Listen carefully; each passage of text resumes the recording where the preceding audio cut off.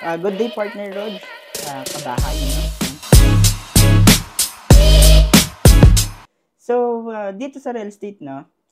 Aware ka naman na hindi lang isang developer yung ating Yes, hinahawakan or yung ating binibenta or isang project or yung subdivision. What makes si RIA top choice para sa ating mga home buyer? Wow, napakaganda nung tanong, partner, no?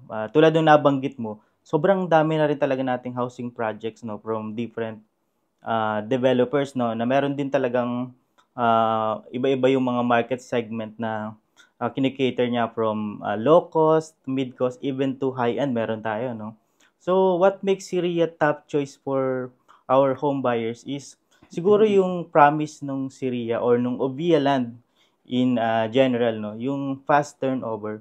Alam mo naman natin, no, marami na rin tayong experiences from different developers, no, even yung hindi natin mga hawak, no, na marami tayong nakikita nagra-rant even sa social media na tapos na yung kanilang equity, mga ganun, pero hindi pa rin natatapos yung kanilang bahay, hindi pa fully constructed, naaprubahan na sila sa mga financial institution, pero hindi pa rin sila maka-move in dun sa bahay, no, na supposed to be ay nakataray na sila, no, kasi nagbabayad na sila sa mga financing institution tulad nung sa bangko. Amortization, Yes, amortization, no. So what makes Syria top choice is yung fast turnover, no.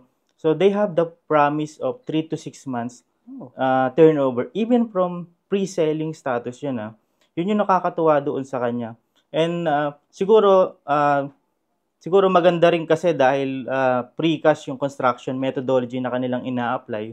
So mas efficient, no, in a way kumpara doon sa ating traditional na HBC or yung hollow block construction, no, na manual. Maputol kita, partner. Since nabanggit mo yung precast, ano ba yung benefit ng precast or yung kaibahan niya dun sa usually na traditional na ginagamit natin? Well, yung precast kasi this is very modern technology sa construction, no. Traditionally ginagamit natin yung hollow blocks, no. So manual. Yan. Ito kasi mas para maging mas efficient yung paggawa natin at the same time dahil marami tayong mga calamities dito sa Pilipinas like nung mga lindol. So nabuo itong precast na to para ma-withstand yung mga ganong klaseng sakuna, no, tulad ng mga lindol na yan. Yan. So sa ngayon ginagawa yan sa mga bridges, sa mga building. Konti pa lang yung mga developers na gumagamit ng precast kasi cost ineffective siya in a way sa part nila, no. Pero sobrang beneficial yun pagdating sa home buyers kasi calamity proof talaga yung kanilang bahay. Okay. So parang yung precast is no unti-unti siyang ini-introduce dito sa Pilipinas. Yes. Well, isa si Ovia Land sa gumagamit na ngayon yan. Kung mapapansin niyo, napakabilis na construction ng mga skyway natin, mga bridges, even yung mga ibang infrastructures natin. So lahat yan, no, made from precast. Okay. So yun pala. So thank you dun sa knowledge ay sa information, partner, na at least nagkaroon kami ng konting idea. Yes. Nabanggit mo yung sa lindol na kaya i-withstand ni precast technology. Yes. Hanggang ilang magnitude kaya siya? Well, meron tayo kasing tinatawag na PSI, no. So dito dinedetermine yung tibay. So for example, yung sa Syria, yung ginagawa natin sa Syria doon ay 4,000 PSI. So yung 4,000 PSI na yun yung construction, yun yung concrete mixing ratio niya. Yan. So ibig sabihin niyan, kaya niyang i-withstand up to 9 magnitude na lindol. Wow. Safe na safe pala talaga sobrang yung safe precast. Talaga, yes.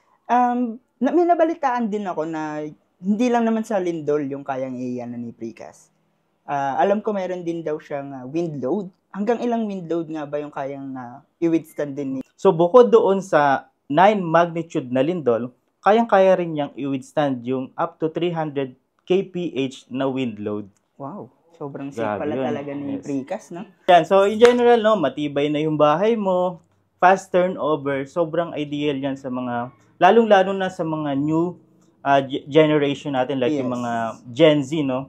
So talagang yung mga startup families, para sa kanila talaga to. Yes, napakaganda talaga ng Syria. So kung kayo po ay kasalukuyan naghahanap, no, ng mga fast turnover and complete finish na turnover pwede nyo pong i-consider itong Siria by Ubia Land Incorporated na located po sa Baliwag City, Bulacan. So, pwede po kayo mag-message directly sa ating Kabahay Goals Facebook page at matulungan namin kayo. Muli, ako nga po pala si Rog ng RCT Realty.